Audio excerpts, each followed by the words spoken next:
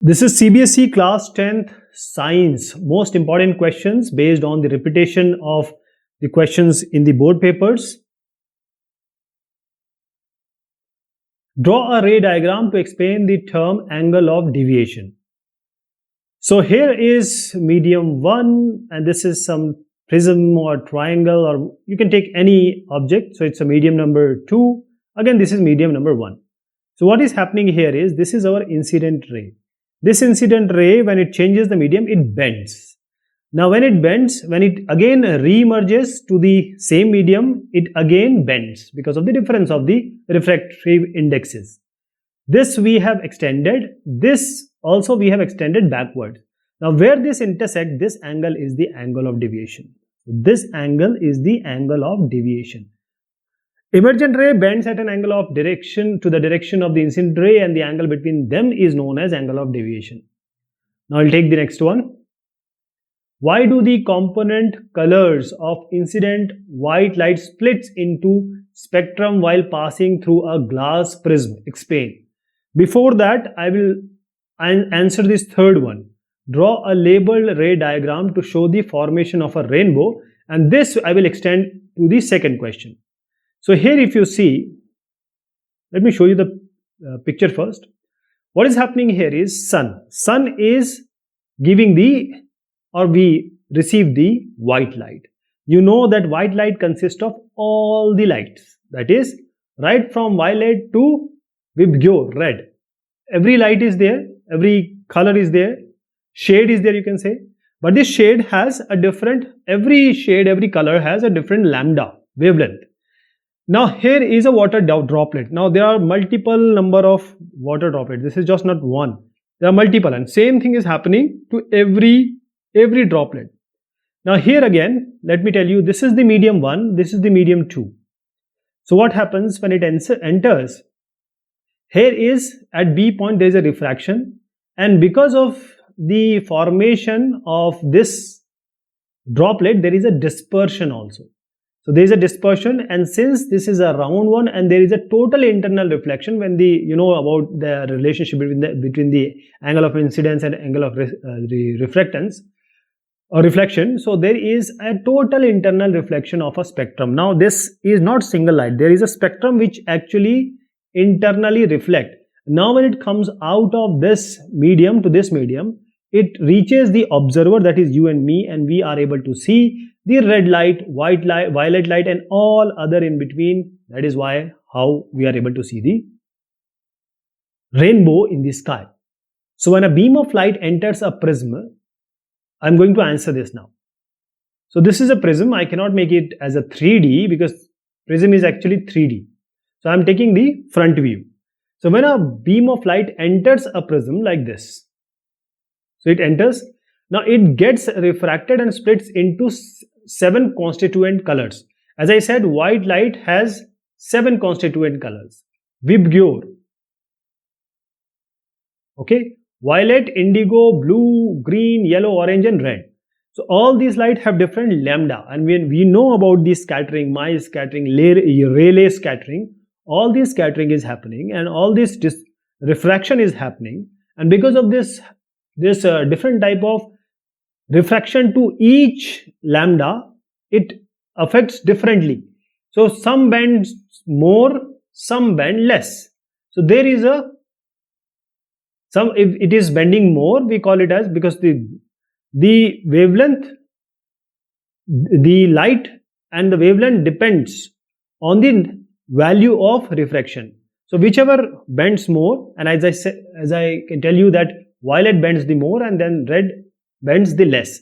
And here is the formation of all these, because these are all bending in a different angle or manner. So we get from V to R, this is vibgyor. Draw a ray diagram to show the path of the refracted ray in each of the following cases. A ray of incident light on a concave lens. So we have this concave lens. When a ray of incident light on a concave lens passing through its optical center. So this is the optical center. So when it is passing, it goes directly. Where you take any lens, whenever it passes through the optical center, it will just pass by. It will not deviate. When the ray is parallel to the principal axis, so this is your principal axis, and this is a light ray which is parallel to this principal axis. So when it comes, it bends, and the way it bends or refract, it is seen to or assumed to be coming from the focus, principal focus. Third one is the directed towards its principal focus.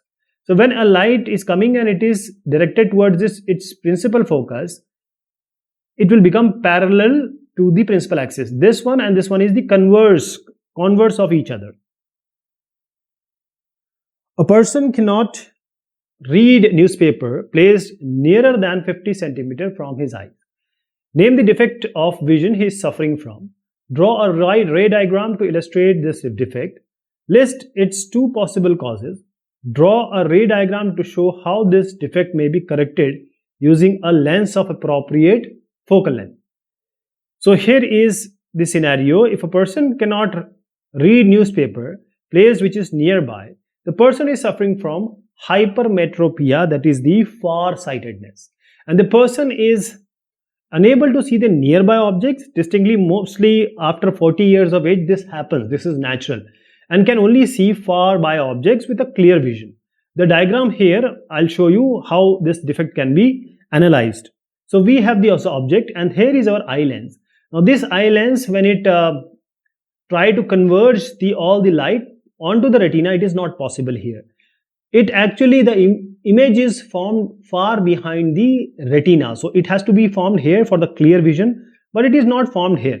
The two possible causes of this hypermetropia is the focal length of the eye lens is too long or decrease in the length of the eyeball.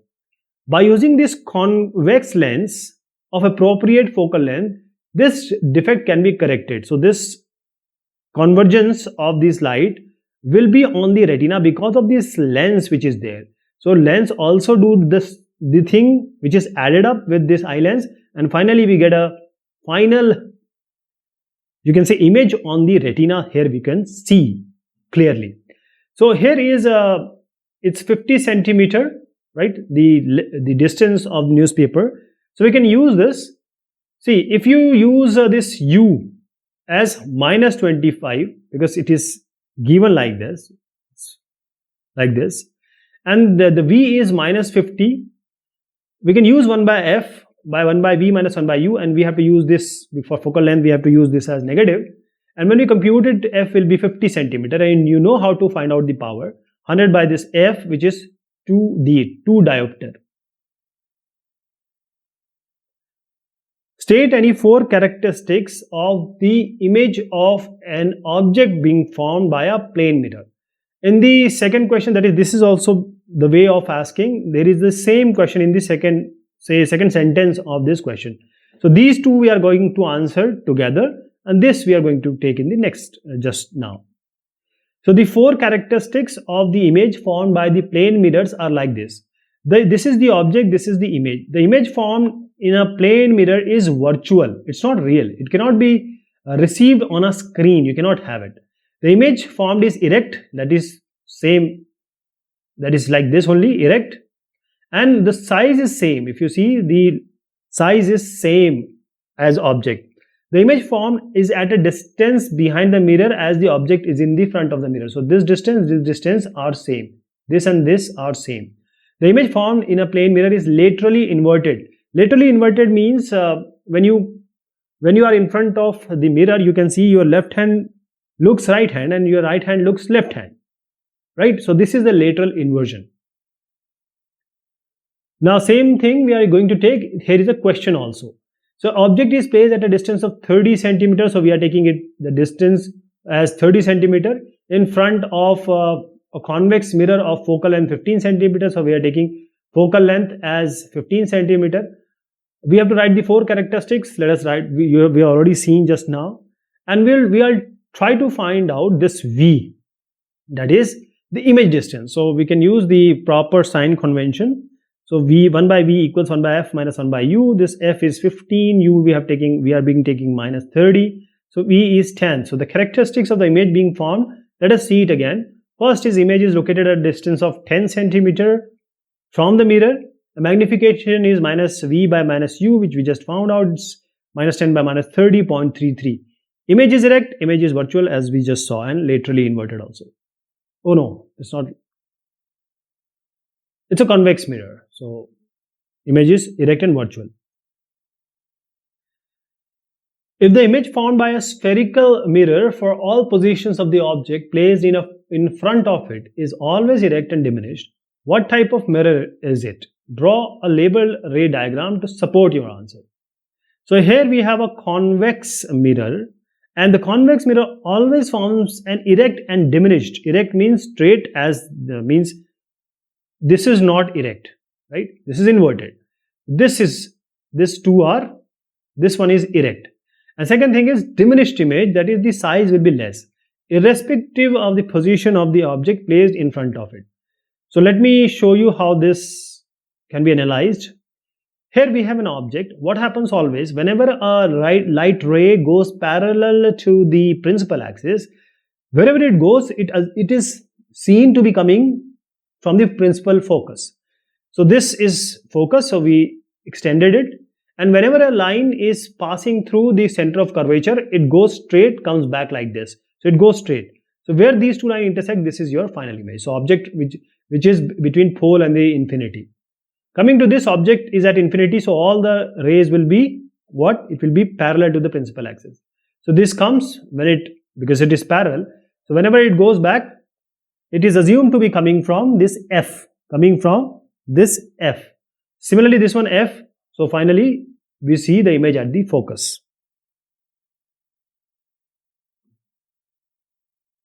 State the type of mirror used for headlights and rear view mirror in cars and motorcycle. Give reason to justify your answer in each case.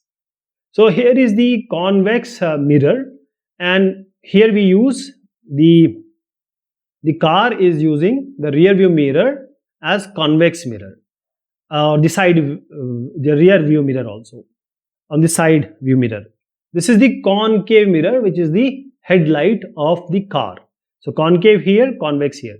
So concave mirror is used as the headlight of vehicles as a reflector. So bulb is placed at the focus of a concave mirror so that the light rays coming from the bulb are collected, and after reflection we get a very strong beam of light.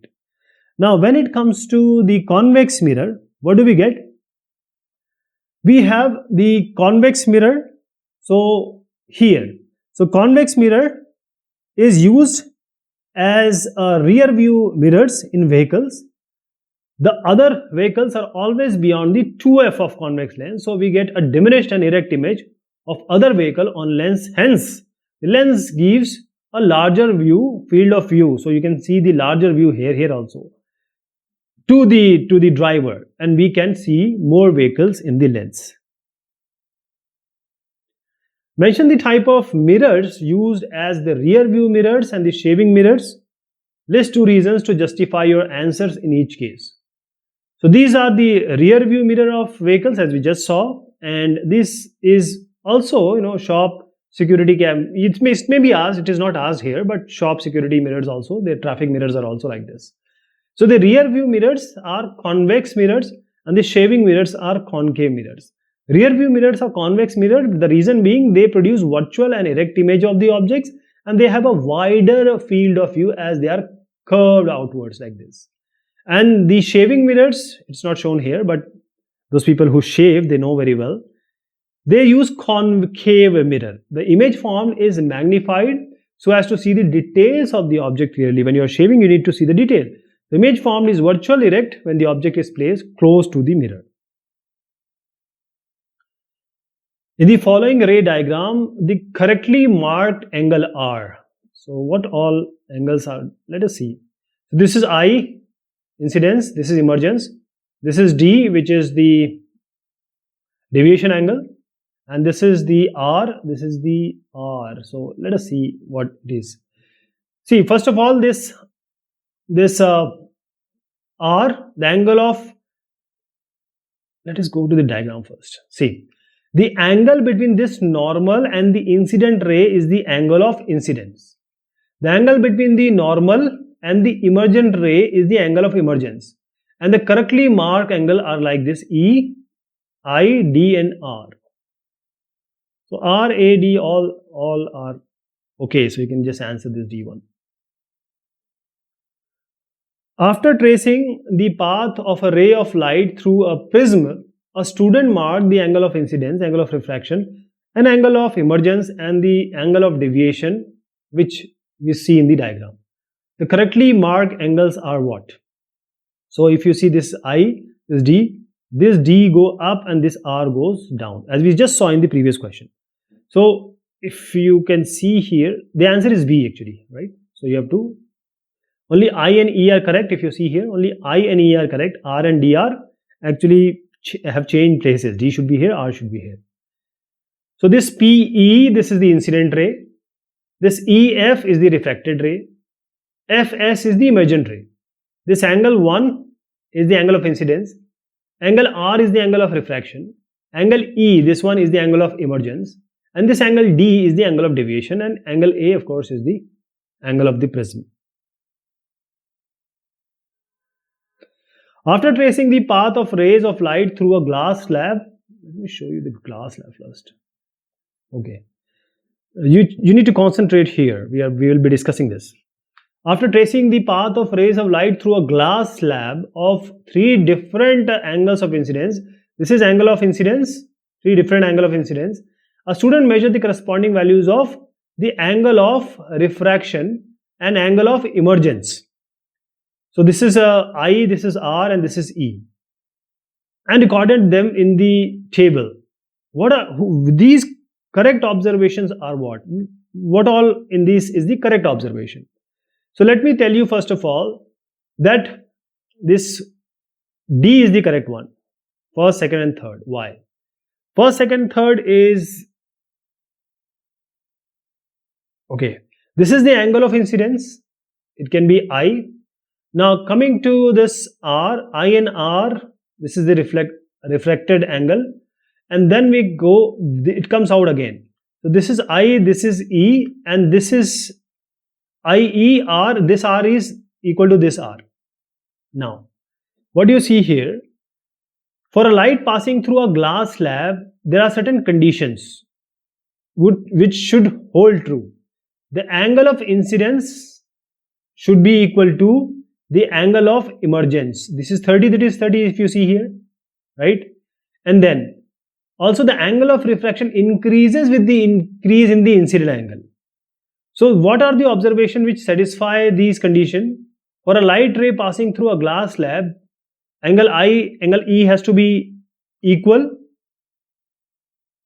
or equivalent, almost equivalent like this. And angle R should be, this angle R should be less than I. Also, angle of refraction increases with the increase in the incident angle. So what are the possibilities here? If you see, this is the first observation. So it is 30 and 31. So it's 30, 31 almost same you can say. And this one 50, 49 is almost equivalent. 40, 40 it's equal. So these are equal. And one more condition is there, as I said, the R should be less than I. So this is less than this one, 31 is less than 50. So all these 3 conditions are true. After tracing the path of a ray of light passing through a rectangular glass slab for 4 different values of the angle of incidence, a student reported his observation in a tabular form as given below. So we have to find out the best observation. So if you see here, for the best observation, while performing this refraction through the glass slab experiment, there are certain things we need to consider. First thing is, the angle of incidence should be equal or nearly equal to the angle of emergence.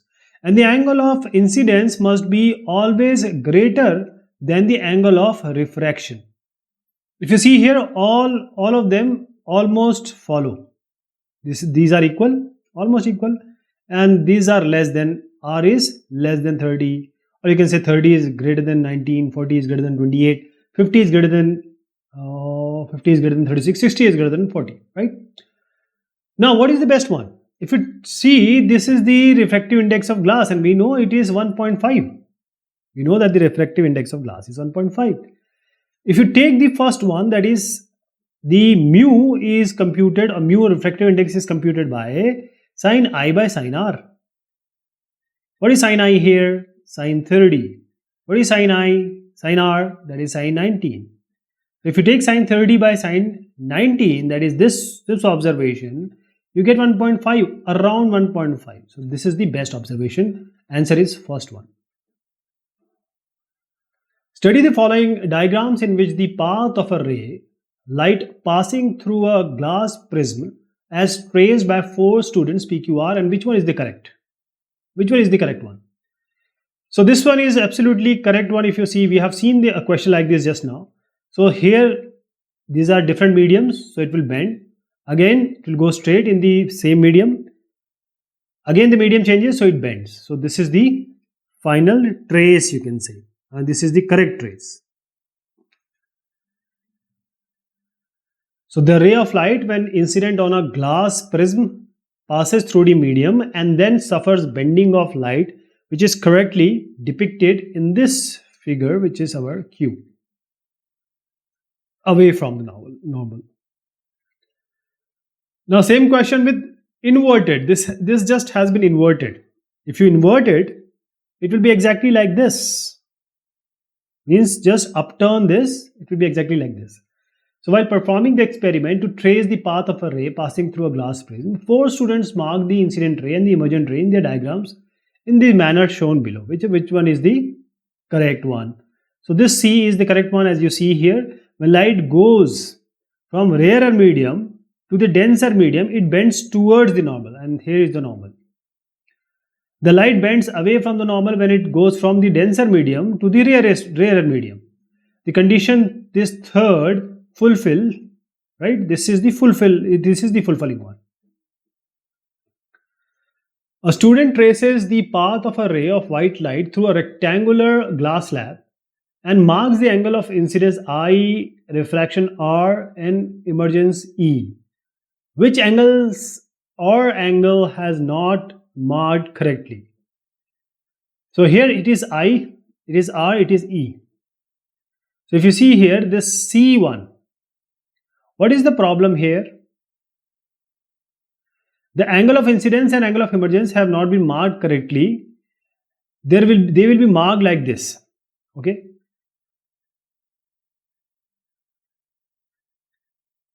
Here is a normal, here is a normal.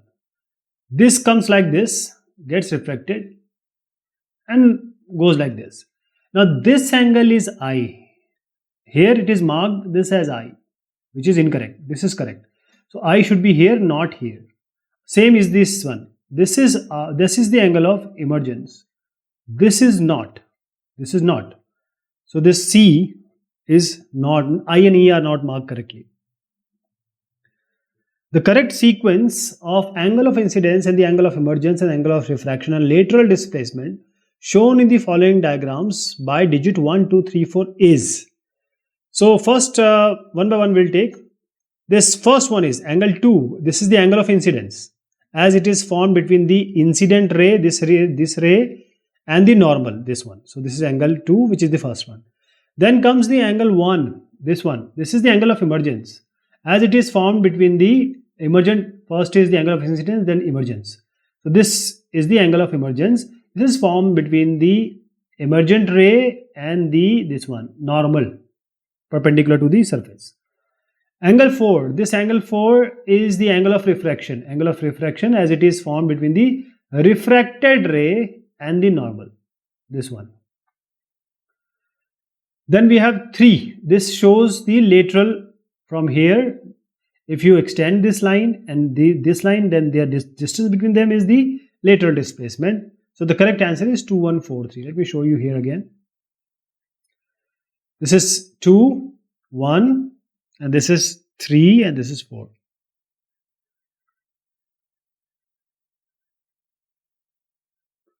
A student focused the sun rays using an optical device X on a screen as shown. From this, it may be concluded that the device X is, what is the device X? if we have some device, I don't know what device it is, and if it is converging, which is coming from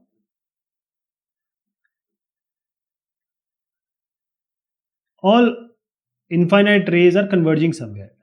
So you can see it, this is 20 centimeter. From this, it may be concluded that the device X is convex lens of focal length 20 centimeter, because it is from here to here, it's 20 centimeter. So light rays from infinity are converged here at the focal point of the convex lens. Therefore, the focal length of this convex lens is 20 centimeters. So correct option is C. A student focus, same type of question is this one. This is 40 centimeters. Next one is a student focused the image of a distant object using a device X on a white screen S as shown in the figure. If the distance of the screen from the device is 40 centimeters, so assume this also 40, this also 40. Select the correct statement about the device. So same thing here. A convex lens, whenever we have light which are coming from, or the rays coming from the infinity, it converges it to this focus point, F. So the answer would be the device, as image is focused on the screen in this case, behind the device X, which is this one. Device X is a lens but cannot be a mirror. Also, convex lens always form the image of the distant object at focus. So the device X must be a convex lens of focal length 40 centimeter. So this is all about the question and answer of this topic. These are board exam questions which are repeated again and again. Thank you so much. Take care of yourself.